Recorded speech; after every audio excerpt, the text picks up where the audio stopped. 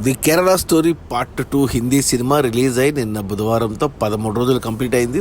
ఈ 13 రోజుల gross collections చూస్తే ఇండియాలో ఈ సినిమా 37 కోట్లు గ్రాస్ కలెక్ట్ చేస్తే అందులో జిఎస్టీ తీసేస్తే ఇండియా నెట్ కలెక్షన్స్ వచ్చేసి 30 కోట్లు ఉంది.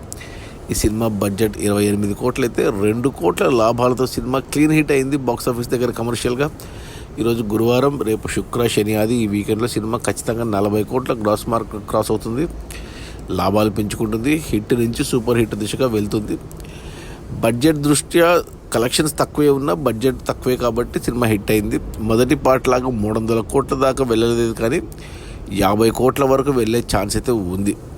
అది మన Kerala story part 2 Hindi cinema release అయిన మొదటి 13 రోజుల్లో 37 కోట్ల గ్రాసు. అందులో ఇండియా నెట్ కలెక్షన్స్ వచ్చేసి 30 కోట్లు, సినిమా బడ్జెట్ 28 కోట్లు, 2 కోట్ల లాభాలతో సినిమా క్లీన్ హిట్ అయింది.